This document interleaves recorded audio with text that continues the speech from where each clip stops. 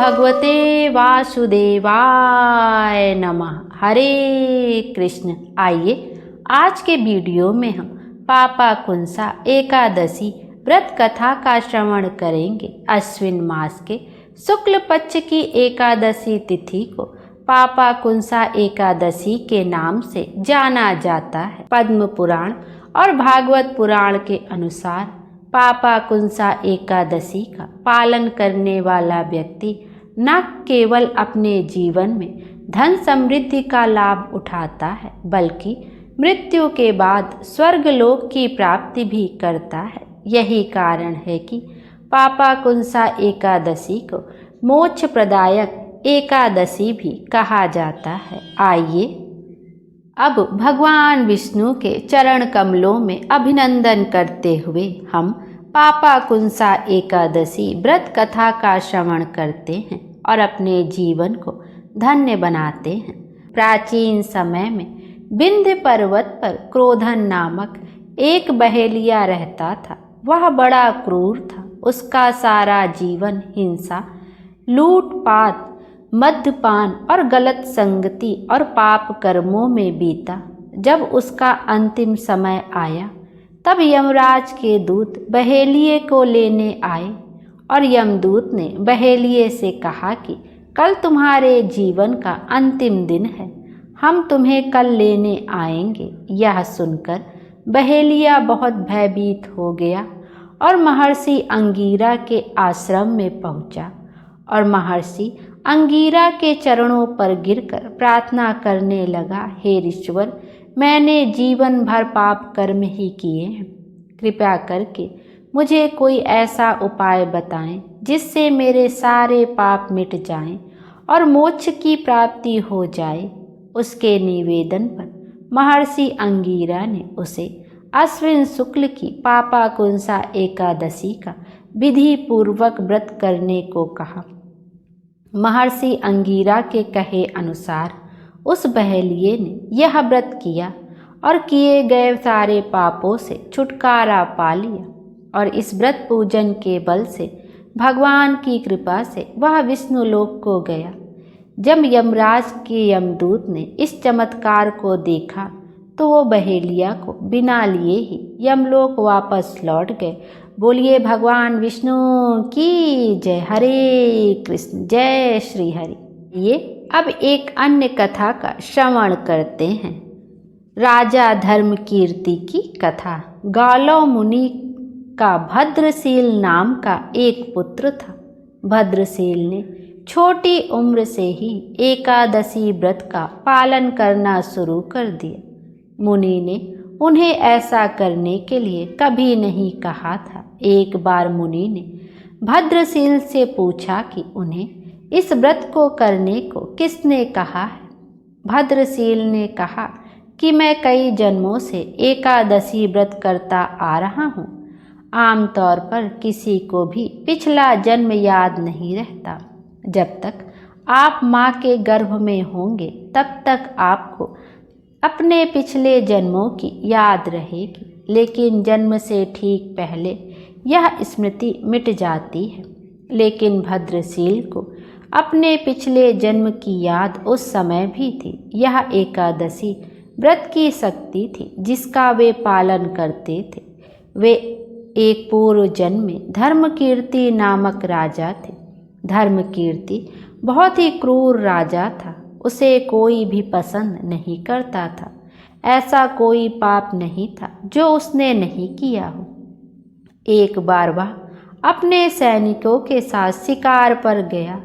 उसने एक हिरण को देखा और अपने सैनिकों को उस हिरण को चारों ओर से घेरने के लिए कहा।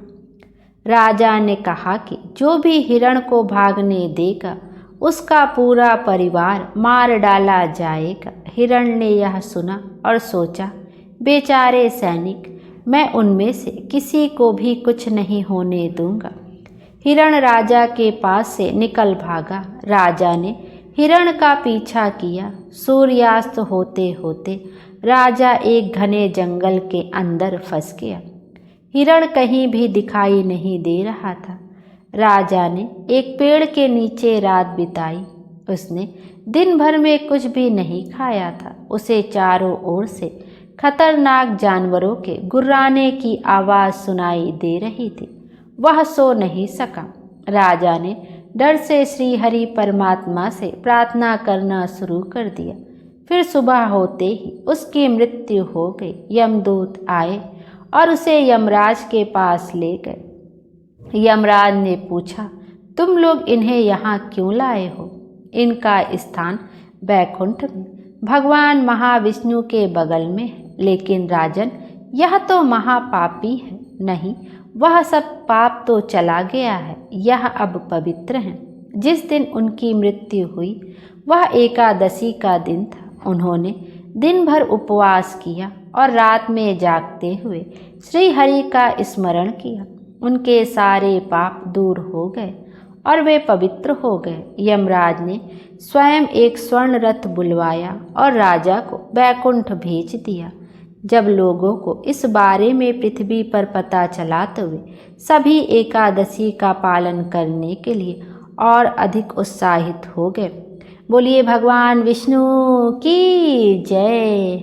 इस कथा का सार यह है कि व्यक्ति को चाहिए कि वह पापों से बचने का दृढ़ संकल्प करे। यूँ तो भगवान विष्णु का ध्यान स्मरण किसी भी रूप में सुखदायक और पापनाशक है, किंतु एकादशी के दिन भगवान का स्मरण कीर्तन सभी क्लेशों व पापों को नाश कर देता है। श्री लक्ष्मी नारायण की जय।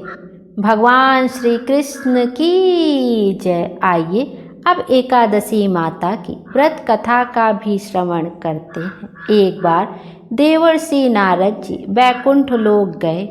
वहाँ उन्होंने भगवान श्री नारायण जी को प्रणाम किया। फिर नारद जी ने श्री नारायण जी से कहा, प्रभु, पृथ्वी पर अब आपका प्रभाव कम हो रहा है। धर्म पर चलने वालों को तो शुभ फल प्राप्त ही नहीं हो रहा है और जो पाप कर रहे हैं उनका तो भला हो रहा है। तब श्री नारायण भगवान कहने लगे, देवर ऋषि, ऐसा नहीं है। जो भी हो रहा है सब नियति के कारण ही हो रहा है। देवर ऋषि नारद जी बोले, प्रभु, मैं तो देख कर आ रहा हूँ कि पापियों को तो अच्छा फल मिल रहा है और भला करने वाले, धर्म के रास्ते पर चलने वाले लोगों को बहुत बुरा फल मिल रहा है। वे महान दुख भोग रहे हैं।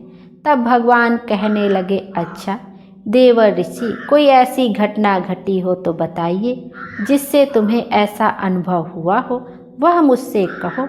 नारद जी कहने लगे, प्रभु, मैं अभी अभी एक जंगल से आ रहा हूँ।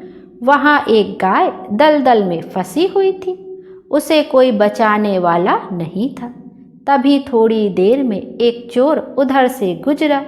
उसने गाय को दलदल में फंसा हुआ देखा, लेकिन वह रुका नहीं, बल्कि उस पर पैर रखकर वह दलदल लांघकर आगे निकल गया। फिर आगे जाकर उसी चोर को सोने की मोहरों से भरी हुई एक थैली मिली। थोड़ी देर के बाद वहां से एक वृद्ध साधु महाराज गुजरे। उन्होंने उस गाय को दलदल से निकालने की पूरी कोशिश की और पूरी ताकत लगाकर आखिरकार उस गौ माता को निकाल लिया। लेकिन प्रभु, मैंने देखा कि गाय को दलदल से निकालने के बाद भी जब वह साधु महाराज आगे गए तो खुद एक गड्ढे में गिर गए और उन्हें बहुत चोटें भी आई।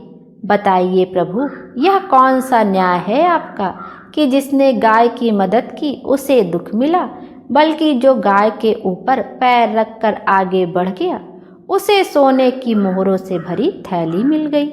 नारद जी की बात सुनने के बाद नारायण भगवान बोले, देवर ऋषि, यह सही ही हुआ। जो चोर गाय पर पैर रखकर भाग रहा था उसकी किस्मत में तो एक खजाना था, लेकिन उसके इस पाप के कारण उसे केवल कुछ ही मोहरें मिली। वहीं इन साधु महाराज को गड्ढे में इसलिए गिरना पड़ा क्योंकि उनके भाग्य में मृत्यु लिखी हुई थी, लेकिन गाय को बचाने के कारण उनके पुण्य बढ़ गए और उनकी मृत्यु एक छोटी सी चोट में बदल गई। देव ऋषि इंसान के कर्म से ही उसका भाग्य तय होता है, इसलिए अच्छे कर्म करना कभी किसी भी परिस्थिति में छोड़ना नहीं चाहिए। यह सुनकर नारद जी बहुत प्रसन्न हुए और लक्ष्मी नारायण भगवान की जय जयकार करते हुए बैकुंठ लोक से चले गए। प्रेम से बोलिए श्री लक्ष्मी नारायण भगवान की जय, देव ऋषि नारद की जय। आइए अब हम सब मिलकर सच्चे दिल से एकादशी माता की कथा का भी श्रवण करते हैं। एक बार एक बूढ़ी माँ ने वृद्धावस्था में एकादशी का व्रत रखा। वैसे तो वह अपने पूरे जीवन काल से एकादशी का व्रत रखती आ रही थी, लेकिन वृद्धावस्था होने के बाद भी वह उस व्रत को उतनी ही निष्ठा और उतने ही नियम के साथ रख रही थी। वृद्धावस्था में वैसे भी बहुत सारी बाधाएं होती हैं। वैसे तो बूढ़ी माँ को भगवान की कृपा से सारी सुख सुविधाएं प्राप्त थी, लेकिन फिर भी वह अपने परिवार की सुख समृद्धि की कामना से इस कठिन व्रत को रखने लगी। वे अधिकतर एकादशी का व्रत निर्जला ही रखती थी। एकादशी के दिन आने पर इस बार उन्होंने निर्जल व्रत रखा। दिन भर उन्हें प्यास लगी रही, लेकिन किसी तरह उन्होंने अपने मन को संयम में रखकर पूजा पाठ किया और कथा सुनी। पंडित जी को मिट्टी के पात्र में भरकर पानी और ऋतुफल दान में दिया। दोना भरकर शक्कर भी बाटी। उन्हें गर्मी के कारण बहुत ही प्यास लग रही थी। इस कारण से वह बहुत बड़ी देर तक पानी में हाथ पैर डालकर बैठी रही, पानी से बार बार कुल्ला करती रही। तब कहीं जाकर उन्हें थोड़ी देर के लिए आराम मिला, कुछ चैन पड़ा, लेकिन थोड़ी देर के बाद उनका मुख फिर से सूखने लगा। एक तो धूप बहुत तेज पड़ रही थी, इस कारण बूढ़ी माँ बहुत ही बेचैन हो रही थी। एक तो बुढ़ापा, ऊपर से भयंकर गर्मी। वृद्धावस्था की स्थिति तो इसी प्रकार की होती है। फिर जैसे तैसे रो धोकर किसी प्रकार दिन कट पाया। अब पहाड़ सी रात उनके सामने थी, जिसका काटना बड़ा ही मुश्किल दिखाई दे रहा था। चारपाई पर पड़े पड़े भी शांति नहीं मिल रही थी और बूढ़ी माँ प्यास के मारे बार बार करवट बदल रही थी। कई बार वे घर से बाहर जाती, फिर अंदर आ जाती। ना उन्हें घर के बाहर शांति मिल रही थी, ना अंदर वे चारपाई पर पड़ी पड़ी बार बार एकादशी माता का ध्यान करती रही और कहती रही, हे माता, आप मेरी लाज रखिएगा, आप मुझे शक्ति दीजिएगा, जिससे मैं भली भांति आपका यह व्रत पूरा कर सकूं और यह पहाड़ सी रात शांति के साथ बिता सकूं। प्यास के कारण बूढ़ी माँ की बेचैनी तो बढ़ती ही जा रही थी। प्यास के कारण बूढ़ी माँ की बेचैनी तो बढ़ती ही जा रही थी। उन्होंने धैर्य रखने का बहुत प्रयास किया, किंतु सहनशीलता की सारी सीमा टूट गई और वे घबराकर प्यास के मारे एकदम चिल्ला पड़ी। चिल्लाने लगी कि बचाओ बचाओ, मेरे प्राण निकल रहे हैं। तब उनका चीखना चिल्लाना सुनकर परिवार के सभी लोग उनके आसपास इकट्ठा हो गए और पूछने लगे, अम्मा जी क्या हुआ, आप क्यों चिल्ला रही हैं? आप इस बुढ़ापे में इतने कठिन व्रत को क्यों कर रही हैं? अम्मा जी, शक्ति हो तभी भक्ति होती है। जब आपकी सामर्थ्य निर्जल व्रत करने की नहीं है तो आप क्यों जल का त्याग कर रही हैं?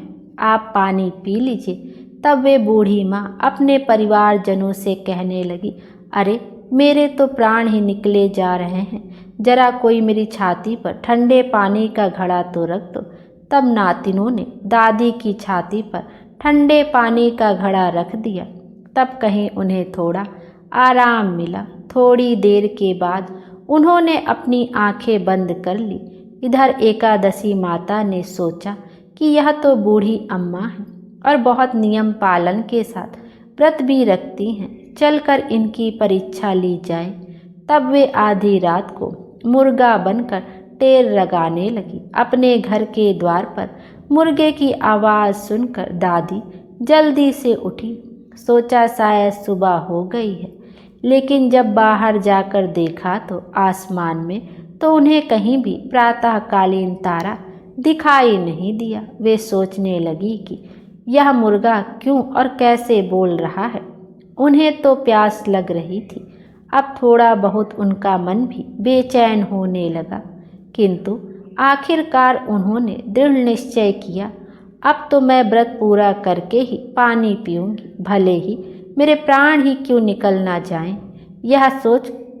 यह सोचकर वह फिर से चारपाई पर निढाल होकर लेट गईं। थोड़ी देर बाद फिर से एकादशी माता ने उनकी परीक्षा लेनी चाहिए और वे एक छोटी सी बालिका बनकर एक गिलास में शरबत लेकर उनके सिरहाने खड़ी हो गई और जोर से आवाज़ लगाकर कहने लगी, दादी जी सवेरा हो गया है, आप हाथ मुंह धोकर यह शरबत पी लीजिए। पहले तो शरबत का गिलास देखकर बूढ़ी माँ का मन ललचा गया, किंतु अचानक उन्हें याद आया कि उन्होंने तो निर्जला एकादशी का व्रत रखा है। फिर उन्होंने सोचा कि मैं तो किसी भी प्रकार से अभी शरबत नहीं पी सकती हूँ। यह सोचकर वह शांति से अपनी चारपाई पर फिर लेट गई। जब बहुत तेज की प्यास लगी तो चारों ओर पानी ही पानी दिखाई देता है, यहाँ तक कि सपने भी पानी के ही आते हैं। पानी पीने की तड़प इतनी थी कि थोड़ी ही देर के बाद में बूढ़ी माँ को ऐसा लगा मानो किसी ने उन्हें पानी के कुएं में पटक दिया हो और वे बहुत देर तक उस कुएं में पानी में हाथ पांव चलाती रहीं, किंतु उन्होंने अपने मुंह में पानी की एक बूंद भी नहीं जाने दी और वे दृढ़तापूर्वक एकादशी व्रत का पालन करती रहीं। थोड़ी ही देर में ना जाने कहाँ से सामने आग जलती दिखाई दी, जिससे उन्हें बहुत ज़्यादा गर्मी लगने लगी और मारे प्यास के उनका गला सूखने लगा। उनके प्राण निकलने लगे, किंतु बूढ़ी माँ का कोई कुछ भी बिगाड़ नहीं पाए। वे जहाँ की तहाँ मुस्कुराती हुई सी बैठी रही। थोड़ी देर में बाहर उजाला होने लगा। ऐसा लगा मानो सवेरा हो गया है। बूढ़ी माँ ने जब बाहर निकलकर देखा तो समझ गई कि अब सवेरा होने में बस कुछ ही देर बाकी है।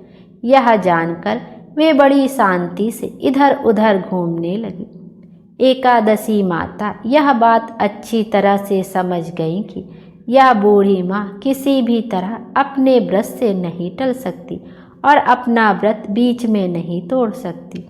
वह उनके सत्य व्रत को अच्छी तरह से समझ गई। सवेरा होते ही बूढ़ी माता ने स्नान किया, भगवान की पूजा पाठ की, एकादशी माता की कथा सुनी, फिर ब्राह्मणों को दक्षिणा देकर भोजन कराया। तब कहीं उन्होंने जल ग्रहण किया। कन्याओं को भोजन कराने के बाद फिर माता ने खुद भोजन किया। उस श्रेष्ठ व्रत के प्रताप से बूढ़ी अम्मा की आयु बढ़ गई। उनका घर परिवार हरा भरा हो गया। घर में अब किसी प्रकार का कोई अभाव नहीं रहा और वे हर तरह के सुख साधनों से संपन्न हो गए। नाती नातिन पोतो पोती से उनका घर भर गया और वे उसी दिन से 12 महीने की एकादशी का व्रत उसी प्रकार निर्जला रखने लगी और फिर एकादशी व्रत के पुण्य प्रताप से वह अपने जीवन में हर प्रकार के सुख भोग कर अंत में बैकुंठ धाम को चली गई। बोलिए एकादशी माता की जय। हे एकादशी माता, जैसे आपने उन बुढ़िया माई और उनके परिवार वालों को सुख समृद्धि प्रदान की, वैसे ही आपकी कथा कहने सुनने वालों को सभी की सुख प्रदान करना और उनकी सभी मनोकामनाएं पूर्ण करना। बोलिए एकादशी माता की जय। आइए अब एकादशी माता की आरती का भी श्रवण करते हैं। ओम जय एकादशी, जय एकादशी, जय एकादशी माता। विष्णु पूजा व्रत को धारण कर शक्ति मुक्ति पाता। ओम जय एकादशी माता, तेरे नाम गिनाऊं देवी, भक्ति प्रदान करनी, गण गौरव की देनी माता, शास्त्रों में वर्णी। ओम जय एकादशी माता, मार्गशीर्ष के कृष्ण पक्ष की उत्पन्ना, विश्व तारिणी जन्मी, शुक्ल पक्ष में हुई मोक्षदा, मुक्तिदाता बन आई। ओम जय एकादशी माता, पौष के कृष्ण पक्ष की सफला नामक है, शुक्ल पक्ष में हुए पुत्रदा, आनंद अधिक रहे। ओम जय एकादशी माता, नाम षष्ठ तिला माघ मास में कृष्ण पक्ष आवे, शुक्ल पक्ष में जया कहावे, विजय सदा पावे।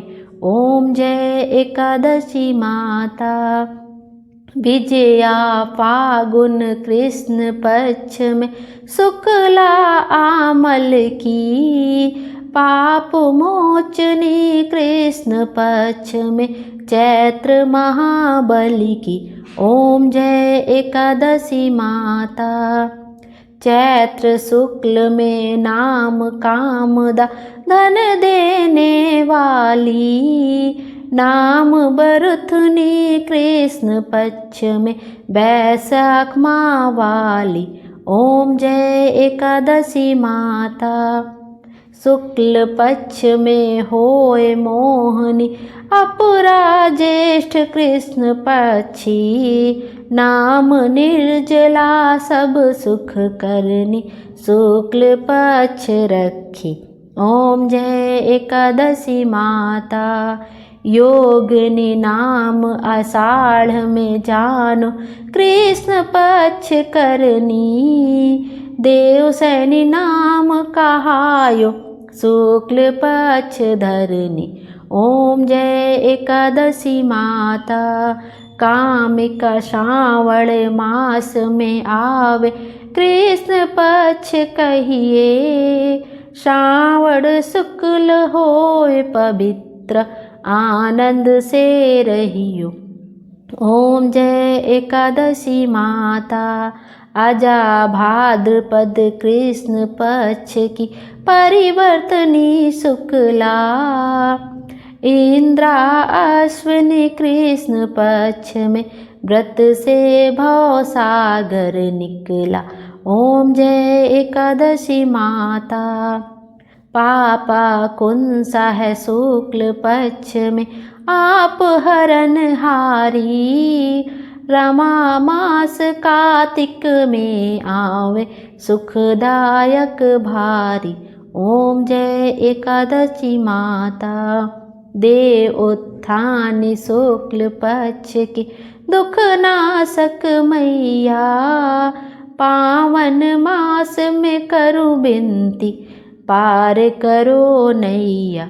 ओम जय एकादशी माता, परमा कृष्ण पक्ष में होती जन मंगल करनी, शुक्ल मास में होए पद्मनी, दुख दारिद्र हरनी।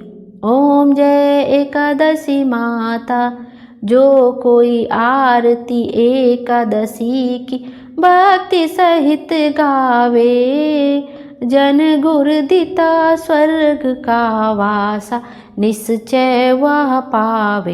ओम जय एकादशी माता, बोलिए एकादशी माता की। आइए अब एक अन्य कथा का भी श्रवण करते हैं। श्री कृष्ण भगवान बोले, हे पांडुनंदन, मैं एक पुरातन कथा कहता हूँ जिसको महर्षि वशिष्ठ जी ने श्री रामचंद्र जी से कहा था।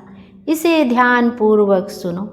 एक समय की बात है, श्री रामचंद्र जी महर्षि वशिष्ठ से बोले, हे गुरुदेव, मैंने जनक नंदिनी श्री सीता जी के वियोग में बहुत दुख भोगे हैं, अतः मेरे दुखों का नाश किस प्रकार होगा। आप मुझे कोई ऐसा व्रत बताएं जिससे समस्त पाप और दुख नष्ट हो जाएं।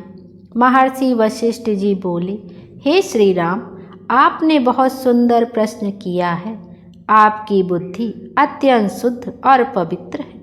आपके नाम के स्मरण मात्र से ही मनुष्य पवित्र हो जाता है। आपने लोकहित में यह बड़ा ही सुंदर प्रश्न किया है।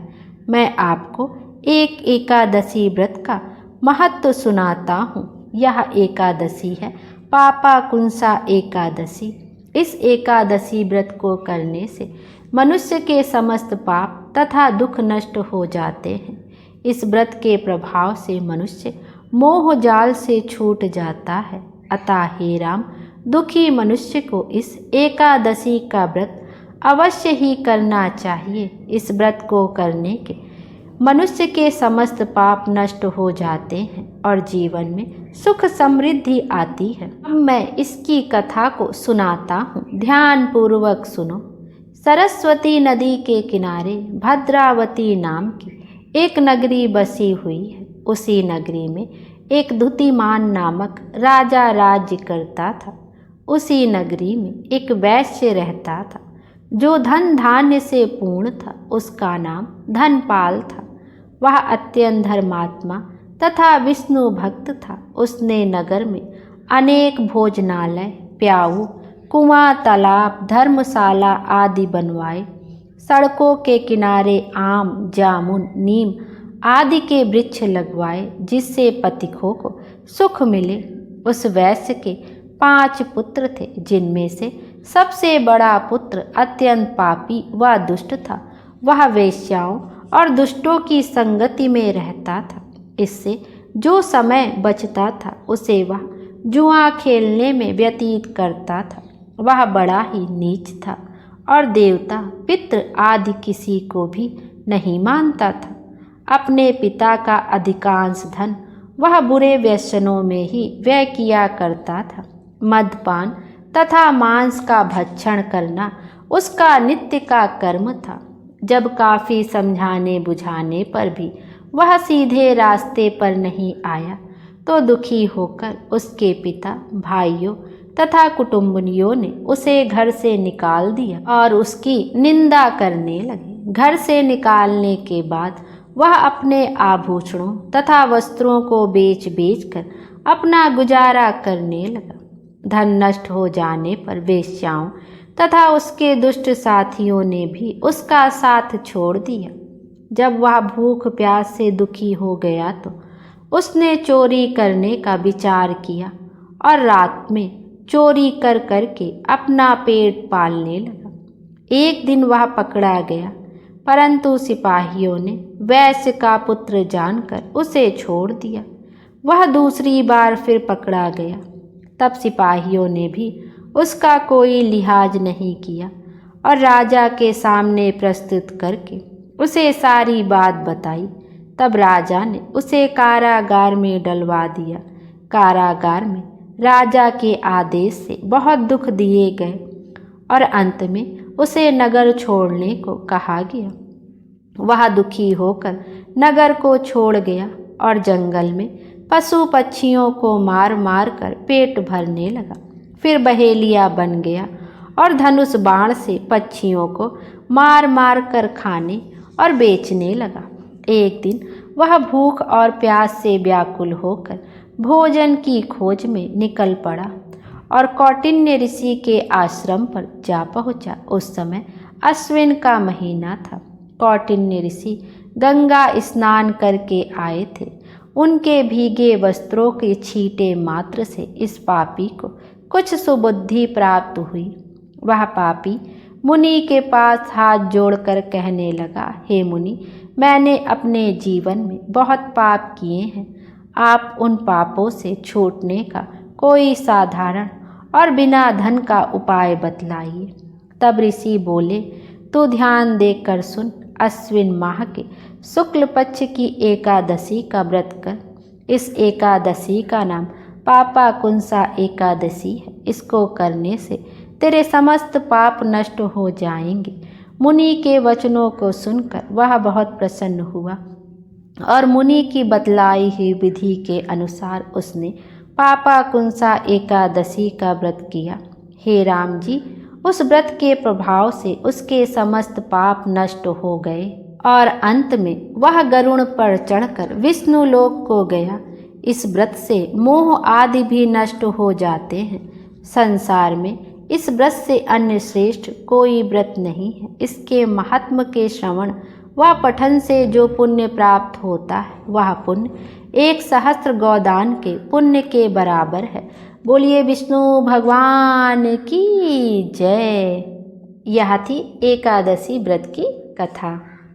हे विष्णु भगवान, जैसे आपने उस बहेलिए का उद्धार किया वैसे ही सबका उद्धार करिएगा और सबको सुख समृद्धि दीजिएगा, सबको सद्बुद्धि दीजिएगा। बोलिए विष्णु भगवान की जय। हरे कृष्ण।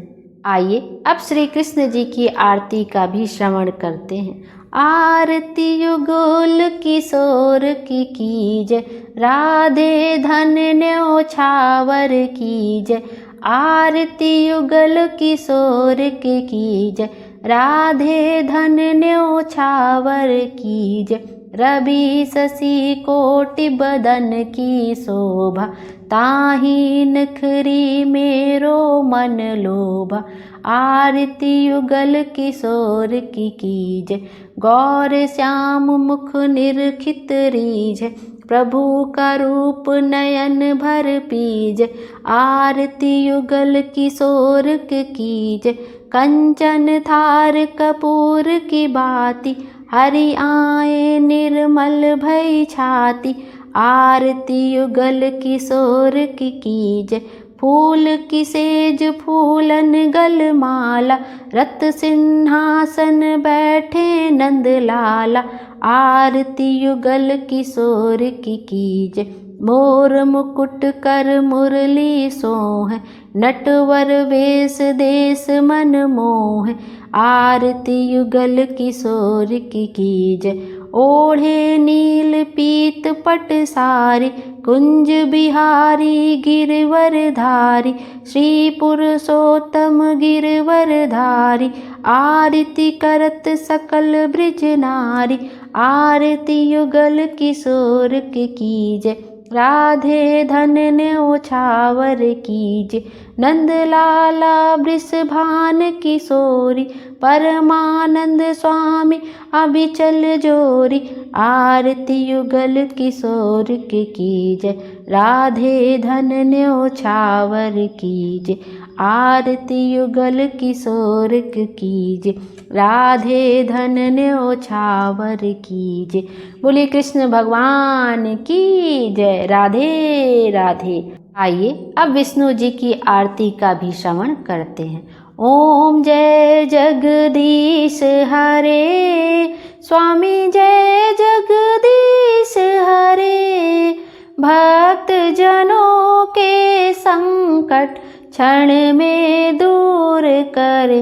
ओम जय जगदीश हरे। जो ध्यावे फल पावे, दुख बिन से मन का।